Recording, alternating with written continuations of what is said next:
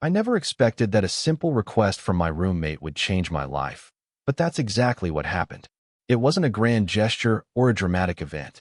It was just a few words, spoken into a couch cushion on a Tuesday night, that unraveled everything I thought I knew about him, and in turn, everything I was trying so hard to hide about myself. Life is built on these small, seemingly insignificant moments, isn't it? The tiny hinges on which enormous doors swing open. For me, that hinge was a sore back and a single, whispered word, lower. My life, up until that point, was a carefully curated ecosystem of solitude. My name is Lucas, and I was 26 at the time, working as a freelance web designer. This meant my apartment wasn't just my home. It was my office, my cafeteria, my entire world on most days. I had structured my existence around a quiet, predictable routine. The morning light would hit my desk at a certain angle, signaling the start of the workday. The scent of brewing coffee was my constant companion. The rhythmic click of my keyboard was the soundtrack to my life. It was a safe existence, walled in by deadlines and code, and it kept the unpredictable chaos of the world, and more specifically, of human connection, at a comfortable distance. I told myself I was content. But loneliness is a funny thing. It can feel like peace until you're reminded of what you're missing.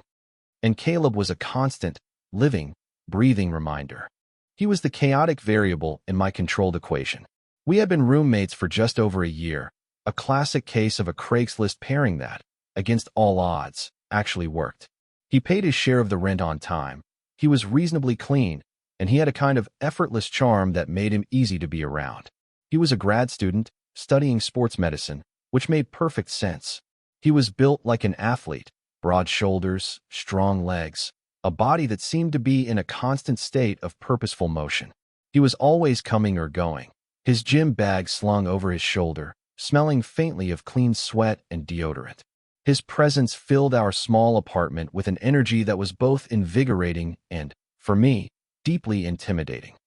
He was, from every available piece of evidence, straight. Not just straight, but the kind of straight you see in beer commercials. He had a rotating cast of friends, guys and girls, who would sometimes spill into our living room, their laughter loud and easy.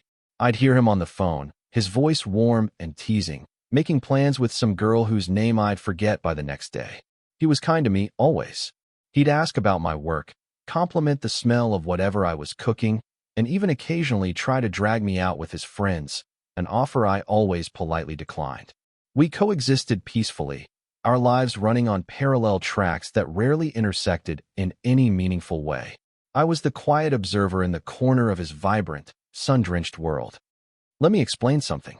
When you're a guy like me, you learn to build walls. Not out of malice, but for self-preservation. You learn to interpret the world through a specific filter, to see the lines you can't cross. A friendly slap on the back from a straight guy is just that, friendly. A shared laugh is just a shared laugh. You learn to catalog these interactions in the platonic folder of your brain and lock it tight. Because to let yourself hope for more, to misread the signs, is to invite a world of hurt and awkwardness. So, I kept Caleb firmly in that folder. He was my roommate. He was my handsome, charming, and completely unattainable roommate. I admired him from a distance, the way one might admire a beautiful painting in a museum, knowing you can look but never, ever touch. My attraction to him was a silent, secret thing, a low hum beneath the surface of my quiet life, a fact I acknowledged only to myself in the dead of night. It was a manageable ache, one I had grown accustomed to. I had convinced myself this was enough. Our arrangement was comfortable.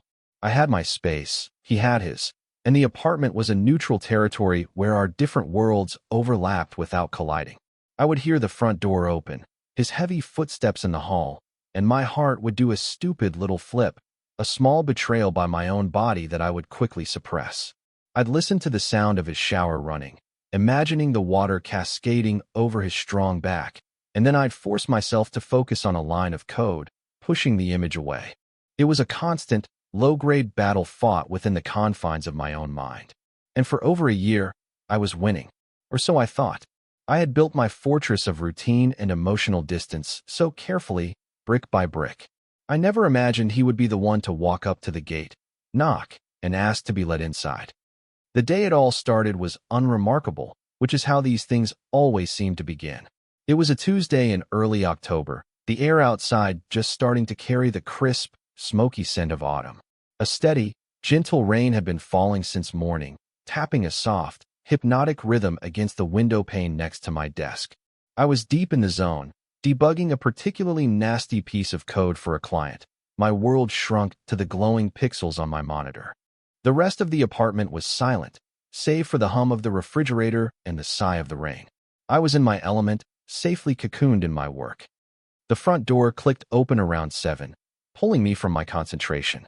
I heard the familiar thud of Caleb's gym bag hitting the floor, followed by a long, drawn-out groan that sounded like it was pulled from the very depths of his soul. I swiveled my chair around, peering out of my home office, which was really just a glorified alcove off the living room. Caleb was leaning against the doorframe, his face pale and etched with exhaustion. His hair was damp from the rain, clinging to his forehead in dark strands. He looked utterly spent. "Rough day?" I asked, my voice sounding a little rusty from disuse. He peeled himself away from the doorframe and shuffled into the living room, collapsing onto the couch with another pained sigh. He stretched his arms over his head, and his t-shirt rode up, revealing a strip of tan skin and the taut line of his stomach. I quickly looked away, my gaze finding a sudden, intense interest in a spot on the carpet. "You have no idea," he mumbled into a throw pillow. "We had that conditioning trial for the team today. Then, because I am apparently an idiot who can't say no, I helped my buddy Mark move a couch up 3 flights of stairs. In this rain, he rolled onto his stomach, burying his face in the cushions. I think my spine has officially divorced my body." I offered a sympathetic noise, unsure of what to say. This was the territory of roommate pleasantries, a space I knew how to navigate. Offer a vague sound of support, maybe a "that sucks," and then retreat back to my digital cave. It was our usual dance. But then he shifted, twisting his head to look at me. His eyes, usually bright and full of energy, were clouded with genuine pain. And he didn't look away. He just held my gaze, and the air in the room suddenly felt different. It was heavier, charged with something I couldn't name. "Hey, Lucas," he said, his voice quiet, almost hesitant. You're not super busy right now, are you?" My internal alarms started blaring. This was a deviation from the script. "Not really," I said, my own voice betraying a caution I couldn't hide. "Just wrapping some stuff up." "What?" He pushed himself up slightly, resting on his elbows. "This is going to sound weird," he started, and my heart began a frantic, panic drumming against my ribs. "But my back is just one giant knot of pure agony. Seriously, I can barely move." He paused, and in that small gap of silence, I felt the world tilt on its axis. I was wondering, if you're not busy, do you think you could, give me a back rub? Just for a few minutes. The question hung in the air between us, shimmering with unspoken implications. It was so simple, so direct, and yet it felt like the most loaded question I had ever been asked. My brain felt like it had short-circuited. Every protocol of my self-preservation system was screaming at me. Abort. Danger. This is not in the script. He was asking me, the quiet, nerdy roommate he barely knew, to touch him. My mind raced through 1,000 possible scenarios, each one ending in some form of catastrophic awkwardness. What if I was weird about it? What if he could somehow feel, through my fingertips, the secret I had guarded so carefully for so long? What if this was some kind of joke? But then I looked at his face, at the genuine plea in his eyes, and I saw no trace of guile. He just looked like a guy in pain, asking for a simple act of kindness. I don't know, man," I stammered, my cheeks growing hot. "I'm not really. I don't think I'd be very good at it." It was a weak excuse, and we both knew it. "Dude, anything is better than this," he pleaded, gesturing vaguely to his own back. "You could just press on it with your elbow. I don't care." I'm desperate. His desperation seemed to override my anxiety. How could I say no? It would be weird to refuse, wouldn't it? More weird than just doing it. It was a favor. Just a roommate helping out another roommate. That's all. I repeated that to myself like a mantra. I took a deep breath, the air feeling thin and insufficient. "Okay," I said, the word coming out as a quiet squeak. "Yeah, okay." Sure, a wave of relief washed over his face, so palpable it was almost visible. "Awesome. Thanks, man. You're a lifesaver." He then proceeded to pull his t-shirt over his head in one smooth motion, and my carefully constructed world began to crumble. There he was, shirtless, lying on his stomach on our slightly worn-out gray couch, waiting. The lamp in the corner cast a warm, soft glow over the room, highlighting the definition in his shoulders, the elegant taper of his waist. His back was a landscape I had only ever glimpsed in passing, and now it was presented to me, an open and vulnerable invitation. For a moment, I just stood there, frozen in the doorway of my office, feeling like an astronaut who had just been untethered from his ship. The silence stretched, filled only by the sound of the rain outside and the frantic pounding in my ears. This was happening. I slowly walked over, my legs feeling unsteady, and knelt on the floor beside the couch. The air smelled of rain-dampened cotton and his skin. I could feel the heat radiating from him before I even made contact. My mind was a deafening chorus of, "Don't be weird. Don't be weird. Don't be weird." I took one last, shaky breath and placed my hands on his shoulders. His skin was warm and smooth beneath my palms, shockingly so. It felt electric. My hands were trembling slightly, and I prayed he couldn't feel it. I started tentatively, applying gentle pressure to the tight muscles around his neck and shoulders. At first, my movements were clumsy and mechanical, my mind screaming instructions at my fingers. But then he let out a soft groan of approval, a low, guttural sound that seemed to vibrate through my hands and straight into my chest. "Oh man," he mumbled into the cushion. "That's it. Right there, that small sound was all it took." It was permission. It was affirmation. A little bit of the tension drained from my own body, and I allowed myself to focus on the task, on the feel of his muscles beneath my fingertips. The knots of tension in his shoulders were like hard little pebbles under his skin, and I worked at them slowly, methodically, trying to remember a diagram I had once seen in a health magazine. I fell into a rhythm. My world shrank to the space of his back, the shifting planes of muscle, the warmth of his skin. The rain continued its soft percussion against the glass. The only other sound was his breathing, slow and deep, and the occasional soft murmur of encouragement when I hit a particularly sore spot. And then, something shifted. He started to talk. It wasn't the usual banter about sports or classes. His voice was different, softer, more thoughtful, muffled by the couch. "My dad used to do this," he said quietly, his words almost lost in the fabric. I paused for a second, surprised by the sudden intimacy of the confession. "Yeah," I prompted gently, my hands continuing their work. "Yeah," he confirmed. "When I was a kid, after a big game, or whatever, he'd say I was wound up tighter than a cheap watch." He let out a small, humorless laugh. Guess some things never change. He was sharing a piece of himself, a small, fragile memory that didn't fit with the confident, carefree persona I had built up in my head. He wasn't just the jock roommate anymore. He was a person with a past, with vulnerabilities. He told me about the pressure he was under, the weight of his scholarship, the expectation to always be at the top of his game. He spoke about feeling like he was constantly performing, both on the field and off. As I listened, I felt the last of my own awkwardness melt away, replaced by a profound sense of connection. I was no longer just the guy touching his roommate's back. I was listening. I was helping. My hands moved with more confidence now, more instinct. The barrier between us, the one I had so meticulously maintained for over a year, was dissolving with every knead of my thumbs, every word he spoke. Then came the moment. It was so small, so simple. I was working on a particularly stubborn, not just below his shoulder blade, and as I finally felt it begin to release under my thumb, he let out a long, shuddering sigh. It was a sound of pure, unadulterated relief. His whole body seemed to go limp under my hands. "Wow," he breathed out. "Lucas, you're actually amazing at this." The praise was so genuine, so direct, it caught me completely off guard. It wasn't just a "thanks, man," it was specific. It was about me. I felt a blush creep up my neck. "Just getting lucky, I guess," I mumbled, trying to deflect the compliment, but my heart was doing a wild, joyful dance in my chest. In that moment, sharing a quiet space, with the rain falling outside and his soft words hanging in the air, I felt closer to him than I had in the entire year we had lived together. It was more than just physical touch.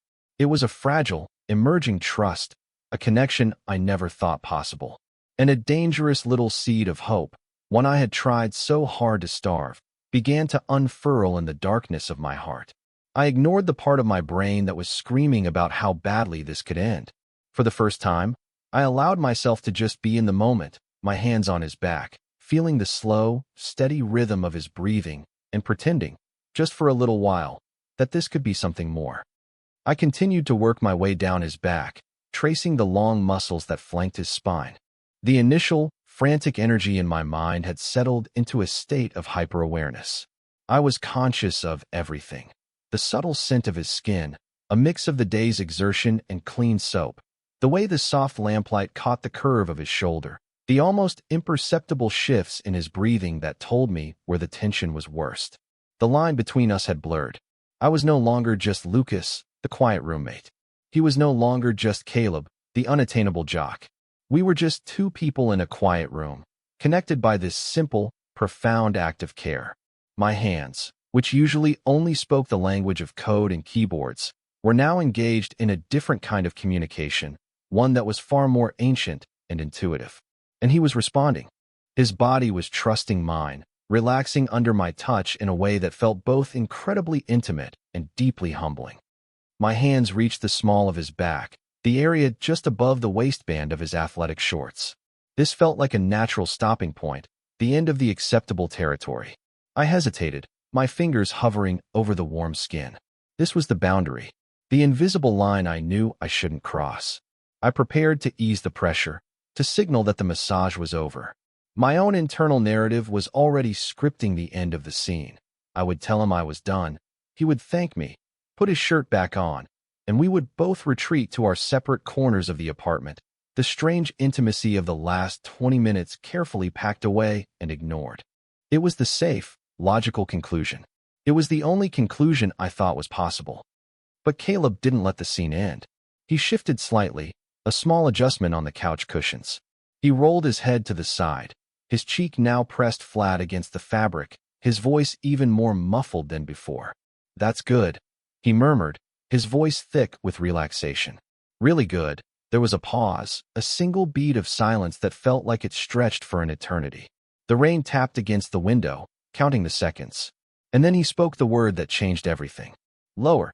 It was just one word. A quiet request. But it landed in the silent room with the force of a thunderclap. My hands froze. My entire body went rigid. Lower? The word echoed in my head, bouncing off the walls of my skull. What did he mean? Lower where? Did he just mean a little further down his back, closer to the waistband? Or did he mean something else? It was a moment of terrifying, electrifying ambiguity. The air crackled with unspoken possibilities. My heart, which had been beating at a steady, manageable pace, suddenly kicked into overdrive, hammering against my ribs like a trapped bird. My breath caught in my throat. This was it. This was the precipice. One step in either direction would change the landscape forever. I couldn't speak. I couldn't ask for clarification. The question felt too monumental, too revealing. To ask, "What do you mean by lower?" would be to acknowledge the subtext, to admit that my mind had immediately leaped to a place that was far beyond the bounds of a friendly back rub. So I remained silent, my hands still hovering over him, my mind a chaotic storm of hope and fear. Hope was a brilliant, blinding light, suggesting that this was a signal, a coded invitation into a territory I had only ever dreamed of exploring. Fear was a cold, heavy shadow, whispering that I was projecting my own desires, that he just had a sore lower back, and I was about to make the biggest, most embarrassing mistake of my life. The two forces wrestled within me, paralyzing me. He must have sensed my hesitation. He shifted again, a more deliberate movement this time. He arched his back just a fraction of an inch, a subtle, nonverbal cue that was impossible to misinterpret. It was an offering, an encouragement. He was guiding me, showing me it was okay. My mind went quiet. The fear and hope receded, replaced by a single, overwhelming thought. He wants this. Taking a breath that felt like my first in a lifetime, I let my hands drift down. Slowly, cautiously, my fingers brushed against the fabric of his shorts, the soft, worn cotton, and then the elastic waistband. My knuckles grazed the top of his glutes, and a jolt, sharp and clear as lightning, shot up my arm. He didn't flinch. He didn't pull away. If anything, he settled deeper into the couch, a soft sigh escaping his lips. It was a sigh of surrender, of acceptance. And in that moment, the entire dynamic between us was rewritten. This was no longer just a back rub. It was something else entirely, something nameless and thrilling and terrifying. I continued the massage, my hands now moving with a new kind of reverence, a new understanding. The boundary line had not just been crossed, it had been erased. And neither of us had said a word. The minutes that followed are a blur in my memory, a watercolor painting of sensation and emotion. I don't know how long I kept going, my hands working over his lower back and the tops of his hips, always careful, always questioning, but never once meeting resistance. The silence in the room was no longer awkward, it was profound. It was a shared space where everything was being said without a single word being spoken. The air itself felt thick, heavy with unspoken tension and a raw, simmering vulnerability. Eventually, my own muscles started to ache from kneeling, and I knew it had to end. I gradually lightened the pressure, my hands making one last, slow sweep up his spine before coming to rest on his shoulders. I let them linger there for a second, a silent period at the end of a very long, very complicated sentence. Then, I pulled away.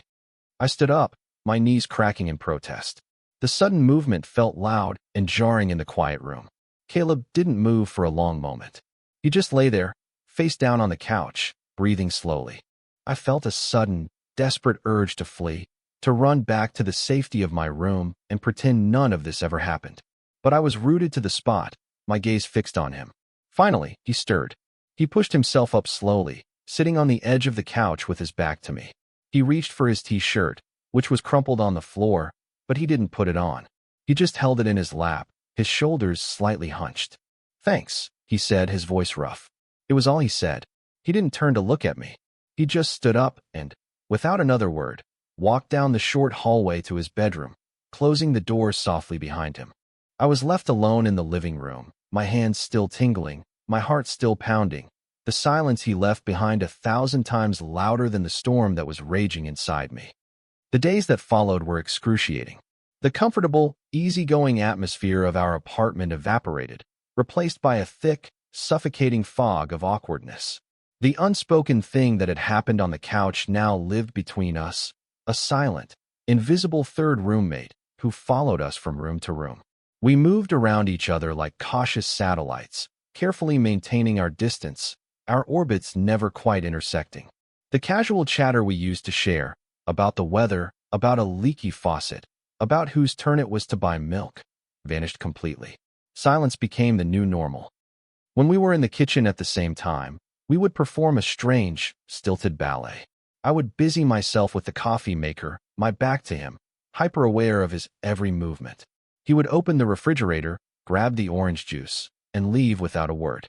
The clink of a spoon against a ceramic mug sounded like a gunshot in the tense silence. We avoided eye contact at all costs. A chance encounter in the hallway would result in both of us suddenly finding an intense fascination with our own feet, muttering a quick "hey" before scurrying away to our respective rooms. It was agonizing. The open, comfortable space of our home now felt like a minefield, and I was terrified of taking a wrong step. My mind, of course, went into overdrive. I became a detective of my own memory, a forensic analyst of a single moment in time. I replayed the scene on the couch endlessly, examining it from every possible angle. The word lower, his subtle shift on the cushion, the sigh he let out when my hands finally crossed the boundary. What did it all mean? My brain toggled violently between two conflicting narratives. In one version, the hopeful one, it was an undeniable signal. He was interested. He had used the back rub as a pretense, a way to test the waters, to see how I would react. The ambiguity was intentional, a safe way for him to gauge my interest without risking outright rejection. This narrative filled me with a dizzying, terrifying hope. It made my stomach flutter and my palms sweat. It made me look at his closed bedroom door with a sense of longing so intense it was a physical ache. But then the other narrative, the one steeped in a lifetime of caution and fear, would take over. In this version, I was a delusional idiot. He was just a guy with a sore back. The lower was a completely innocent request that my own wishful thinking had twisted into something more. My hesitation, my trembling hands, my decision to actually go lower. He must have felt it all. He must have realized in that moment that I was into him, and he was horrified. His silence, his avoidance, it wasn't tension, it was disgust. He was probably trying to figure out how to break the lease without making it a huge deal. This narrative sent spirals of shame and panic through me. It made me want to pack a bag and disappear in the middle of the night. I would sit at my desk, staring at a screen of code that now looked like a foreign language, my stomach twisted into a painful knot of anxiety. Every small interaction became a clue to be dissected. If I heard him laughing on the phone in his room, my heart would sink. He was talking to a girl, obviously. He was normal, and I was the freak who had made things weird between us. But then, one afternoon, I came out of my room to find that he had done the dishes, including the coffee mug I had left in the sink that morning. It was such a small, mundane thing, but the hopeful part of my brain seized on it. Was it a peace offering? A sign that things weren't ruined? Was he trying to tell me, in his own quiet way, that it was okay? You see the madness I was descending into, right? I was reading the tea leaves in a clean coffee mug. I was so desperate for a sign, for some kind of clarification, that I was willing to find meaning in anything. The apartment became a pressure cooker of my own anxiety, and I felt like I was slowly losing my mind. The silence was a canvas, and I was projecting all of my hopes and all of my fears onto it, painting a masterpiece of psychological torment. I knew, with a certainty that settled deep in my bones, that this couldn't last.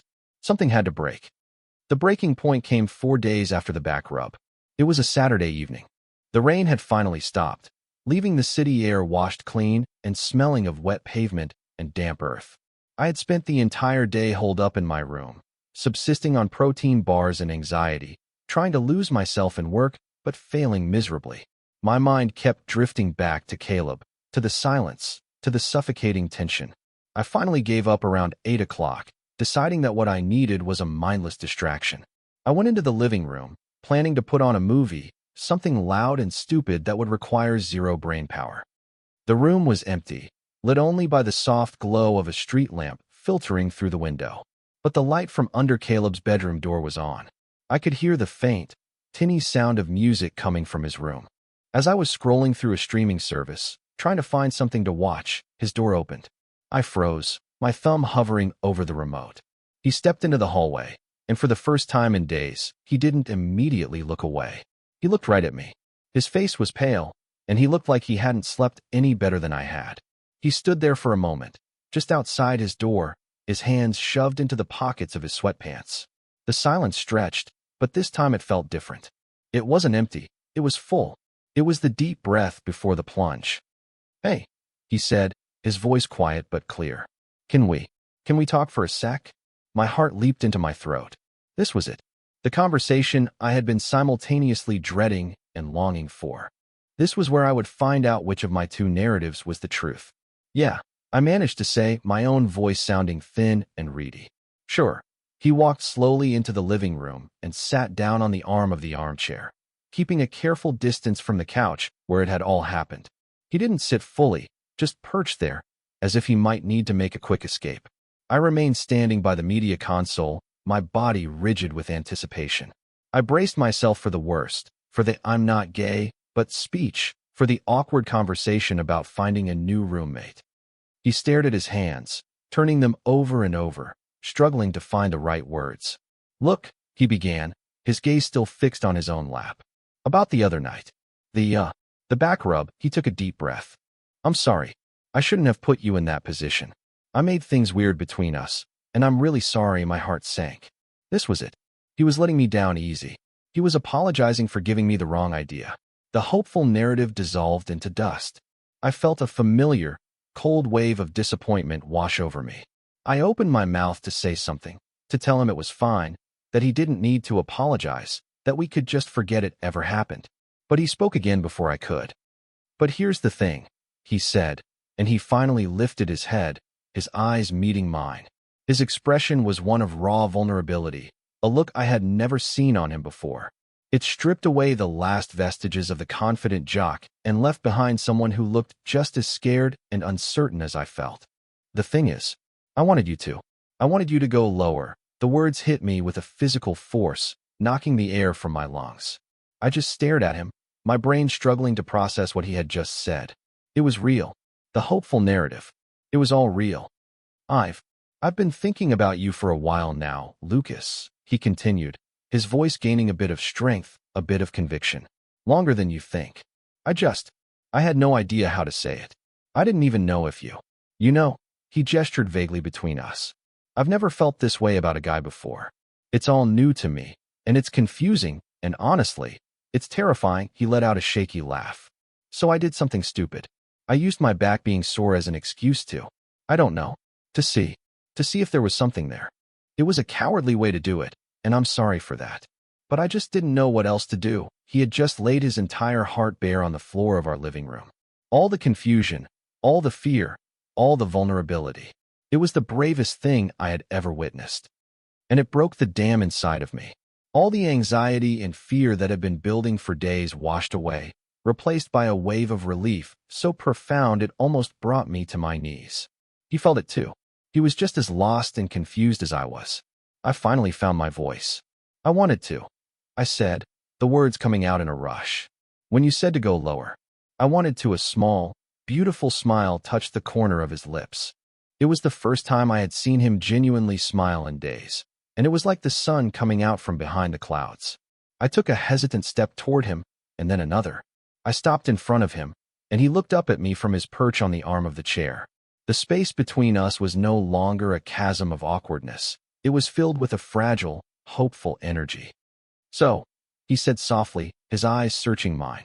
Where do we go from here? I didn't have an answer for that, not in words. So instead, I leaned down. He met me halfway, rising slightly to close the remaining distance between us. And then we kissed. It wasn't a tentative, questioning kiss. It was a kiss of confirmation, of relief, of 1,000 unspoken things finally being said. It was gentle and sure, and it tasted faintly of salt and a hope I had long since forgotten. It was the end of the silence and the beginning of everything else. In the weeks that followed that conversation, our apartment transformed. The tense, quiet space where we had tiptoed around each other became a home in the truest sense of the word. The silence was replaced with easy laughter, with the sound of us cooking dinner together in the kitchen, bumping hips, and stealing bites from the cutting board. The invisible line that had once divided the apartment into his side and my side was completely erased. Now, it was all just our side. My carefully curated world of solitude didn't shatter. It simply expanded, making room for him. It turned out that the walls I had built weren't there to keep the world out, but to protect a heart that was just waiting for the right person to invite inside. We took it slow, learning this new language between us. We went on dates, which felt both wonderfully normal and ridiculously exciting. We'd walk through the park, and he would reach for my hand, his fingers lacing through mine with a natural confidence that still made my heart skip a beat. We discovered the hidden parts of each other. I learned that his confident, jock exterior housed a deeply thoughtful and surprisingly insecure man who loved old black and white movies. He learned that behind my quiet, work-focused demeanor was someone who could spend hours debating the merits of different sci-fi franchises. We were discovering not just each other, but new versions of ourselves. With him, I felt more open, more daring, more authentically me than I had in years. The constant hum of anxiety that had been the soundtrack to my life was replaced by a quiet, steady sense of peace. One evening, a couple of months later, we were curled up on the couch, that same couch, watching a movie. It was late, and the city outside was quiet. I was leaning against him, his arm draped securely around my shoulders, his fingers idly tracing patterns on my arm. He shifted slightly. You know, he said softly, his voice a low rumble against my ear. My back is actually a little sore. I laughed, a real, genuine laugh that came from deep in my chest. I tilted my head back to look at him, to see the playful glint in his eyes. The memory of that first night was no longer a source of anxiety. It was a fond, cherished part of our story. It was the absurd, awkward beginning that had led us to this perfect, simple moment. I pushed myself up. Oh, is that right? I said, feigning seriousness. Well, we can't have that. I gestured for him to lie down. He grinned and rolled onto his stomach, settling into the cushions with a contented sigh. I knelt on the floor beside him, just as I had that first time. But this time, There was no hesitation, no fear. My hands landed on his familiar, warm skin with an easy confidence. As I began to massage his shoulders, the movements were no longer clumsy or uncertain. They were intimate and knowing. This time, it wasn't about navigating boundaries or deciphering secret codes. It was just about touch. It was about care. It was about love. It's funny how life works. You can spend years building a fortress around your heart, believing you are keeping yourself safe. You map out your world with clear, defined lines, convinced that predictability is the same thing as happiness. You accept a quiet loneliness as the price of admission for a life without risk. And then, someone stumbles into your carefully controlled world, complains about a sore back, and asks you to cross a line you never would have dared to approach on your own. Looking back, I realized that Caleb didn't just ask me to go lower. He asked me to go deeper, to be braver, to take a chance on a connection I was too scared to even hope for. And saying yes to him, in that quiet living room with my heart pounding in my ears, was the best decision I have ever made. It was the moment I stopped just existing and finally started to live.